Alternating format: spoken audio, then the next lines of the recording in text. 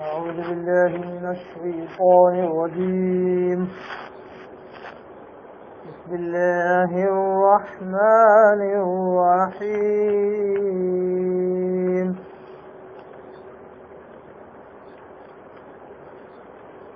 بئس ما اشتروا به أنفسهم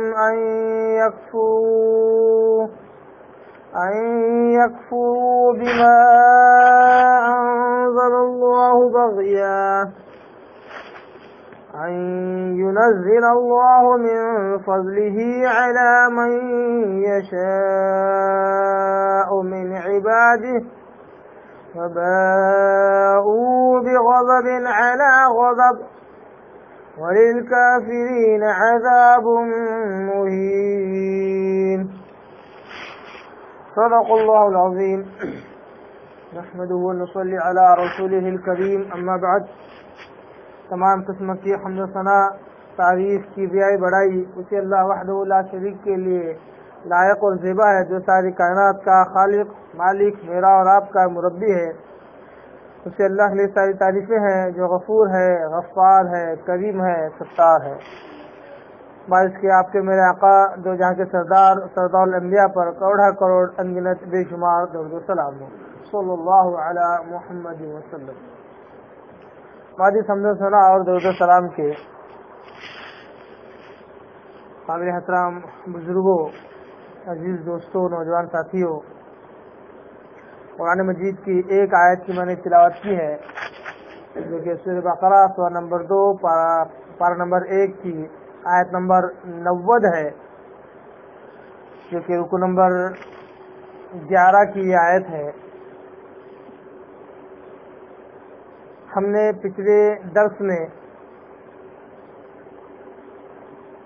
2 آیتوں کا لفظی ترجمہ، اس کی تشریح اور اس کی تفسیر ہم سن چکے ہیں، جو کہ آیت نمبر 88 اور 89 تھی. انہی پچھلی آیتوں سے جڑی ہوئی آیت یہ آیت نمبر 90 بھی ہے. آئیے اس سے پہلے کہ اس آیت نمبر 90 کی طرف چلیں، ایک مختصر سا اعادہ پچھلی 2 آیتوں کا ہم دیکھ لیں. اللہ تعالیٰ کہتا ہے وَلَمَّا جَاءَهُمْ كِتَابٌ مِّنْ عِندِ اللَّهِ مُصَدِّقٌ لِمَا مَعَهُمْ، اور جب آ گئی ان لوگوں کے پاس ایک کتاب جو کہ اللہ کی طرف سے تھی، مصدق لما معہم، اور یہ کتاب ان چیزوں کی بھی تصدیق کرتی تھی، سچا بتلاتی تھی جو ان لوگوں کے پاس ہے. اشارہ اس آیت میں یہودیوں اور بنی اسرائیل کی طرف ہے کہ جب ان یہودیوں اور بنی اسرائیل کے پاس ایک کتاب آئی، یعنی کہ قرآن مجید، جو ان کے پاس سے کتابوں کی تصدیق کرتی تھی، سچا بتلاتی تھی، جو کہ تورات اور انجیل ہے، ان کو سچا بتلاتی تھی کہ یہ اللہ کی طرف سے ہے. جب ایسی کتاب آ گئی، وَكَانُوا مِن قَبْلَ، جبکہ اس کتاب کے نازل کرنے سے پہلے اور اس کتاب والے کے بھیجے جانے سے پہلے، يَسْتَفْتِحُونَ عَلَى الَّذِينَ كَفَرُوا، جب بھی ان یہودیوں کا مقابلہ مشرکوں اور کافروں کے ساتھ ہوتا اور جب بھی یہ شکست کھاتے تو اللہ تعالیٰ سے مدد مانگتے کہ اللہ جلد سے جلد ایک کتاب نازل کر اور اس کتاب والے کو بھیج جس کی پیشن گوئی، جس کی بشارت تو نے ہماری کتابوں میں دی ہے، تاکہ وہ نبی، وہ رسول جب اپنی کتاب لے کر آئے ہم اس پر ایمان لے آئیں گے، اس کی ساتھ کی کتاب پر ایمان لے آئیں گے اور اس کا ساتھ دے کر ہم ان کا مقابلہ کریں گے، ان کو ذلیل و خوار کریں گے، ان کو مغلوب کریں گے. یستفتحون علی الذین کفروا، کافروں کے مقابلے میں مدد مانگتے تھے. یہاں تک کہ کافروں کو اس بات کی خبر بھی دیتے تھے کہ آج تم ہم پر غلبہ پا رہے ہو، آج تم ہم پر غالب ہو رہے ہو، ایک وقت آئے گا کہ ہماری کتابوں میں ایک ایسے نبی کا تذکرہ ہے جو عنقریب آنے والا ہے. اب اس کا وقت ہو چکا ہے، اب وہ عنقریب آنے والا ہے، ایک کتاب لے کر آنے والا ہے. اس نبی پر، اس کتاب پر ہم ایمان لے آئیں گے، اس کا ساتھ دے کر ہم تم سے مقابلہ کریں گے اور تم کو ذلیل و خوار کریں گے. فلما جاءهم ما عرفوا كفروا به. اللہ کہتا ہے افسوس صد افسوس، مگر جب وہ کتاب اور کتاب والا ان کے پاس آیا، فلما جاءهم، جب وہ کتاب والا یعنی پہلے آقا محمد مصطفیٰ صلی اللہ علیہ وسلم آئے اور قرآن مجید لے کر آئے، ما عرفوا، جبکہ یہ دونوں چیزیں ایسی تھی جن کو یہ اچھی طرح پہچانتے تھے، جانتے تھے، علم رکھتے تھے اس کے تعلق سے، کفروا به، پھر بھی اس کے ساتھ کفر کیا، حسد کی وجہ سے، عناد کی وجہ سے، جلن کی وجہ سے، اس وجہ سے کہ یہ نبی عربوں میں کیسے آیا، جانتے بوجھتے ہوئے بھی اس کا انکار کر دیا، اس کے ساتھ ہی کتاب کا انکار کر دیا. اللہ نے کہا وَلَعْنَةُ اللَّهِ عَلَى الْكَافِرِينَ، ایسے کافروں پر اللہ کی لعنت ہو. یہ کافروں کے مقابلے میں اللہ کی مدد چاہتے تھے، وہ تو کافر ہے ہی جو حقیقت کو نہیں پہچانتے، جو آخری نبی کی بشارتوں کو نہیں جانتے، جو اللہ پر ان کا ایمان نہیں ہے، وہ تو مشرک ہے ہی، وہ کافر ہے ہی، مگر یہ ان سے بڑھ کر کافر ہوئے کہ انہوں نے حق کو جانا، پہچانا، پھر بھی اس کا انکار کر دیا. وَلَعْنَةُ اللَّهِ عَلَى الْكَافِرِينَ، ایسے کافروں پر اللہ کی لعنت ہو. یہ تھی ایک آیت نمبر 89. اب آیت نمبر 90 کی طرف ہم چلتے ہیں، جو آج کے درس کی آیت، جس میں اللہ کہتا ہے بِئْسَ مَا اشْتَرَوْا بِهِ أَنفُسَهُمْ، کہ بڑا ہی برا ہے، بِئْسَ یعنی برائی، بِئْسَ مَا اشْتَرَوْا، بڑا ہی برا ہے جو یہ خرید رہے ہیں، یعنی حق بات کو جانتے بوجھتے ہوئے اس کا انکار کر دینا، اس کے ساتھ کفر کر دینا. وہ نبی جس کی بشارت ان کی کتابوں میں ملتی ہے، سب کچھ جانتے بوجھتے ہوئے بھی اس نبی پر ایمان نہ لانا اور اس کے خلاف اس کی دشمنی کرنا اور اس کے دشمنوں کا ساتھ دینا، یہ بڑا ہی برا ہے جو یہ لوگ خرید رہے ہیں. بھی انفسهم، یعنی اپنے نفس کے بدلے، اپنے بدلے کیا کر رہے ہیں، یہ ایسی برائی خرید رہے ہیں، یعنی اپنے آپ کو بیچ رہے ہیں، اپنے ایمان کو بیچ رہے ہیں اور اس کے بدلے میں کفر، نافرمانی، بے ایمانی خرید رہے ہیں. این یکفروا، یعنی یہ ایک کفر کرتے ہیں کس چیز سے، بما انزل اللہ، جو اللہ نے نازل کیا ہے اس کے ساتھ کفر کرتے ہیں. تو ان کا یہ جو بیع ہے، یہ جو ان کی خرید و فروخت ہے، بڑی ہی بری ہے کہ انہوں نے اچھائی، ایمان اور کیا بولتے کامیابی اور کامرانی کے بدلے ذلت و خواری اور ناکامیابی کو انہوں نے پسند کیا اور اس کو خریدا. یہ جو اللہ نے نازل کیا ہے اس کا انکار کرنے کی وجہ سے ان کے ساتھ ایسا ہوا کہ ان کی تجارت بھی گھاٹے کی رہی. وجہ کیا ہے، کیوں انہوں نے ایسا کیا؟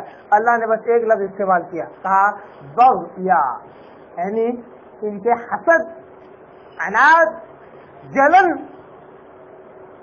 اس کی وجہ سے انہوں نے پیارے آقا صلی اللہ علیہ وسلم کو، محمد صلی اللہ علیہ وسلم کو دیکھتے بھالتے ہوئے، سب کچھ سمجھتے ہوئے بھی انہیں نبی نہیں مانا، انہیں رسول نہیں مانا.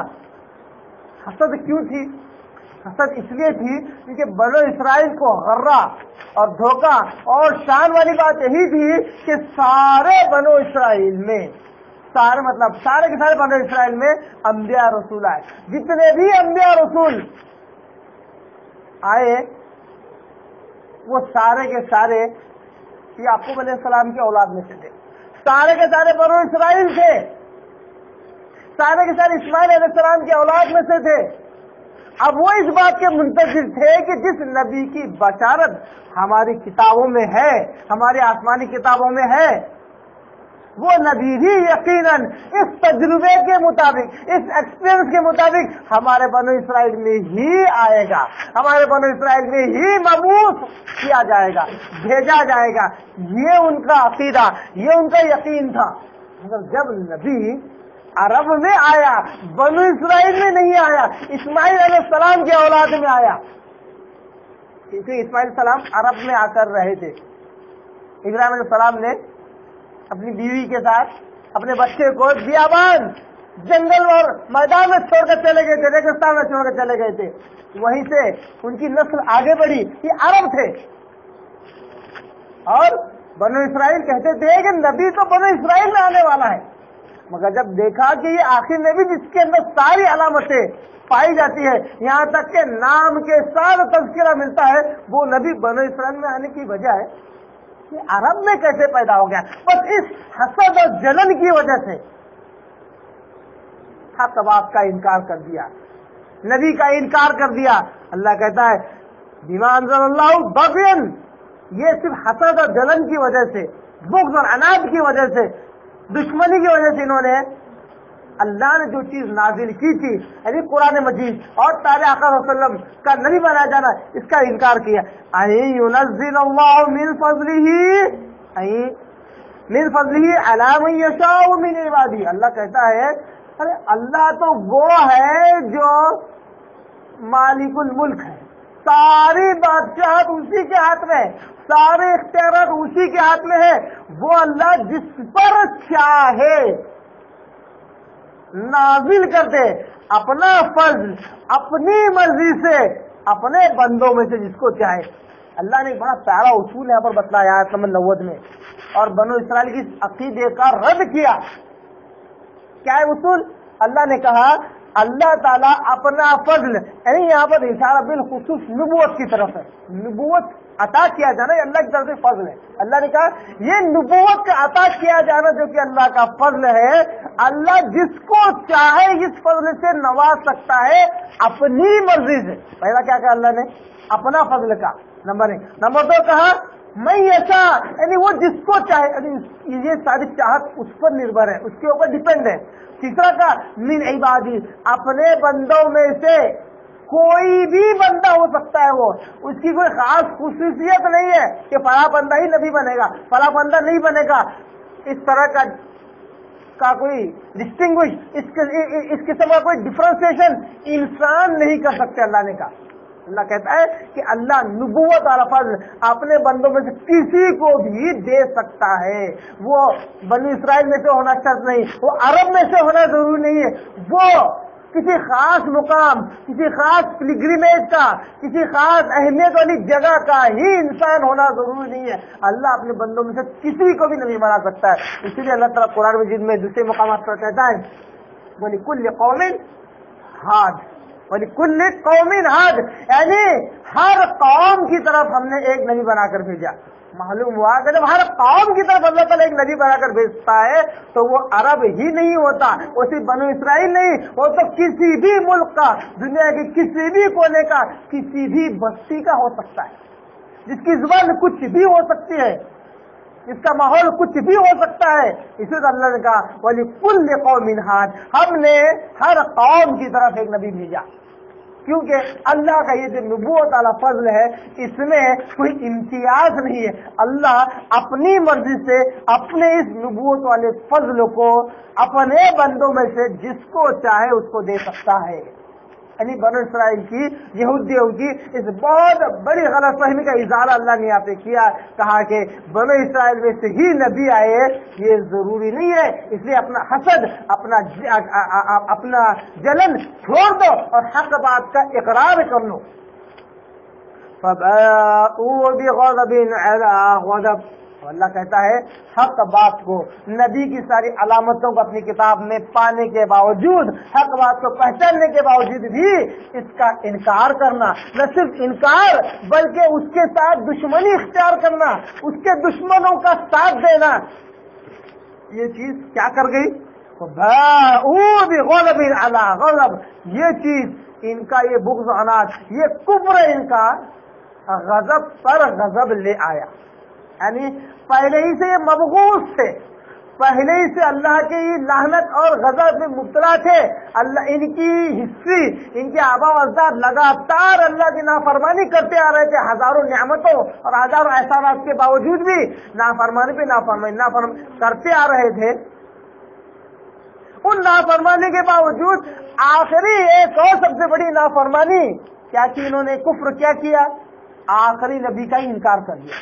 آخری پیغمبر کا انکار کر دیا اور کہا کہ یہ نبی کیسے ہو سکتا ہے، نبی تو ہوتا تو بنو اسرائیل میں ہوتا، یہ عرب میں کیسے پیدا ہو گیا؟ اللہ نے کہا غضب پر غضب ان کے اوپر ہوا کیونکہ انہوں نے حق بات کا انکار کیا۔ ایک معنی مفہوم یہ ہے۔ دوسرا معنی مفہوم اس آیت کا یہ ہے کہ جب ان یہودیوں کے پاس عیسیٰ علیہ السلام آئے تب بھی عیسیٰ علیہ السلام کا انکار کیا تھا۔ یہاں پہ دو بار غضب ہے نا، باؤ بغضب علی غضب، یعنی غضب پر غضب یہ لے آئے اپنے عمل کی وجہ سے، اپنے کفر کی وجہ سے۔ عیسیٰ علیہ السلام جو کہ ایک نبی تھے ان کا انکار کیا، ان کے بعد جب پہلے آقا وسلم آئے ان کا بھی انکار کر ہی دیا، تو دو بار یہ غضب کے حقدار ہو گئے، دو بار غضب ان پر ہوا۔ ایک عیسیٰ علیہ السلام کے بھی انکار کر دیا اور پہلے آقا وسلم کا بھی، محمد صلی اللہ علیہ وسلم کا بھی انکار کر دیا۔ فباؤوا بغضب علی غضب، لہذا یہ غضب پر غضب کے مستحق ہو گئے۔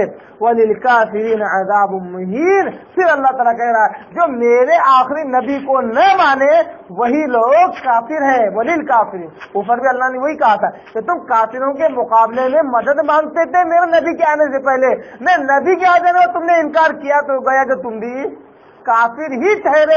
اسی طرح پھر اللہ کہا میں نبی کا انکار کر کے تم کافر ہو۔ وللکافرین عذاب مہین، لہذا کافروں کے لیے آخرت میں دردناک تکلیف دہ عذاب اللہ نے تیار کر رکھا ہے۔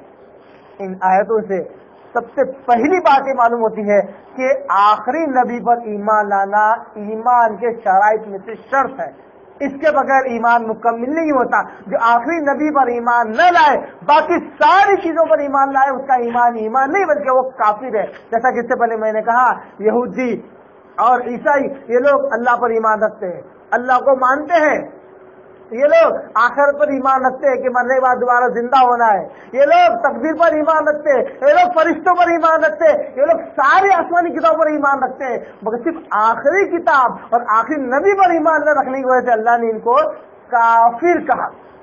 معلوم ہوا کہ ایمان وہ ہے جو لا الہ الا اللہ کے ساتھ محمد رسول اللہ پر بھی جس کا ایمان ہو اس کا ایمان ہے، ورنہ وہ کفر ہے، وہ آدمی کافر ہے جو کلمہ توحید کے دوسرے ٹکڑے کو نہ مانے یا اس کا اقرار نہ کرے۔ اللہ تعالیٰ دعا ہے کہ اللہ تعالیٰ قرآن کو سمجھنے اس پر عمل کرنے کی توفیق عطا فرمائے۔ اللہ تعالیٰ یہودیوں کے روش پر چلنے اور ان کے عقائد کو اپنے اندر لینے سے اللہ تعالیٰ ہمیں بچائے۔ وآخر دعوانا ان الحمد للہ رب العالمین۔